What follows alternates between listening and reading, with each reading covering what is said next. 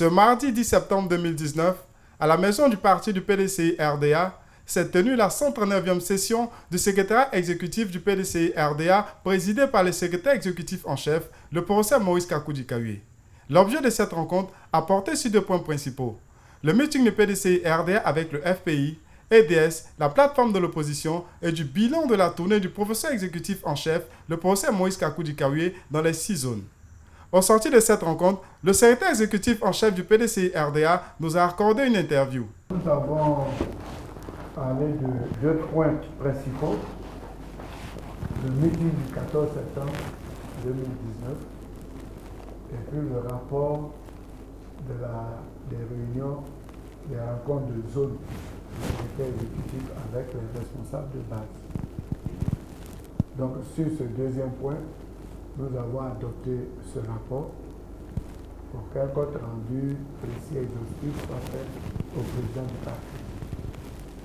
Ensuite, nous avons constitué des équipes pour préparer le bureau politique. En novembre, il y a un bureau politique qui va décider de la convocation du choix du candidat du PDCI-RDA à la prochaine élection. La convention doit avoir un thème, des dates, un lieu et des commissions de travail. Et enfin, nous avons longuement discuté du meeting du 14. C'est avec le samedi prochain 14 septembre, il y aura un meeting conjoint qui émane de la rencontre entre le président Bédié et le président Gbagbo à Bruxelles. Donc, c'est un meeting conjoint organisé par le PDCI et le FPI, mais avec leurs alliés. Donc les deux plateformes, la plateforme du FPI qui s'appelle EDS et la plateforme initiée par le PDCI, par le président Henri Konan Bédié, qui s'appelle la Coalition pour la démocratie, la réconciliation et la paix. Donc c'est un ensemble de partis politiques qui organisent ce meeting. On met souvent en avant le PDCI et le FPI, sinon c'est l'ensemble des partis des deux plateformes qui, en collaboration, organisent ce meeting de façon conjointe. Nous avions choisi la commune, nous avons choisi la commune de Makoé pour tenir notre meeting. Et ensuite, nous avons choisi le stade Champoux, Robert Champoux, pour abriter cette manifestation. Nous avons écrit au ministre des Sports en bonne et due forme et après analyse, le ministre des Sports nous a répondu qu'il a fermé le stade Robert Champoux depuis le mois de juin, donc pour travaux, donc il ne pouvait pas le rouvrir pour nous le donner pour faire des manifestations. Cependant, il faut être objectif dans sa réponse.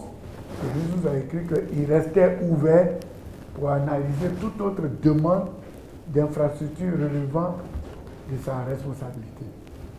C'est ainsi que nous avons demandé le stade de l'INJS. Donc, cette étude, ce dossier est à l'étude et le ministre a élargi l'éventail des structures qui sont sous sa responsabilité, demandant s'il nous proposait d'autres structures qui sont hors de Makoé, est-ce que nous sommes partants? Donc nous sommes en train d'analyser la situation et demain, au plus tard à midi, nous serons capables de dire à nos militants le lieu où nous organisons cette manifestation. Donc voici la décision qui a été prise. Le journal a été créé par les transcrits du PDCI. Ils pensent que en intoxiquant sur la personne du ministre du Kawuye, qui est secrétaire exécutif du PDCI, ils peuvent atteindre leur objectif parce qu'ils se rendent compte que malgré tout ce qu'ils font, nous en avance. Voilà, ils ont échoué. Ils ont échoué sur le terrain. Ce qu'ils ont dit, ils sont partis et amener le PDCI et Bédié. On a dit que ça a échoué. Là, c'est devant nous, on a gagné la victoire, ça a échoué. Donc, maintenant, comment faire pour décrédibiliser celui qui est le porte-parole? C'est tout. Vous me donnez l'occasion de dire à nos militants que le journal Le Matin a été créé par PDCI Renaissance au Sali tous les matins, le midi Gabriel, qui ne peut pas battre sur le terrain. Parce qu'on les a battus à plat couture. Leur RADP dans nos rangs n'ira nulle part. Je viens du terrain et ce n'est pas de la science-fiction, c'est des réalités. Ceux qui ont pris les 175 membres, ça s'arrête là. Aujourd'hui, les gens même tapent aux portes. C'est-à-dire qu'aujourd'hui, si le président Bédier ouvrait même, l'autre bureau politique va comporter 4500 membres. Toutes les demandes que j'ai, quand on les prend ensemble, ça fait près de 4500. Mais c'est de façon volontaire, le président a fait un standard d'un bureau politique, parce que c'est un organe de décision qui doit quand même avoir une taille raisonnable.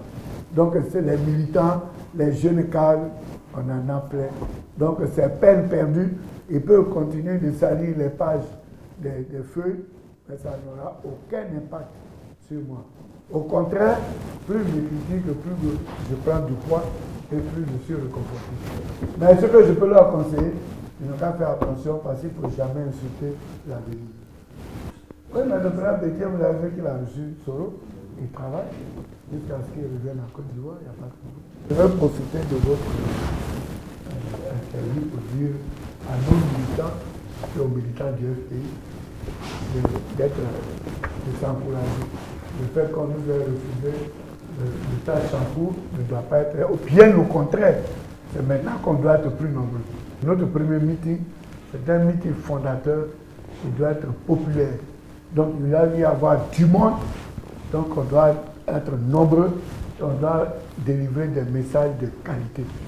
C'est garanti que tout le monde vienne, qu'on soit FPI, PDCI, qu'on soit dans les plateformes EDS, les CDRP, même qu'on soit au-delà, société civile, simple ivoirien, venez écouter ce qu'on va dire. Venez pour être les acteurs, pour être les témoins.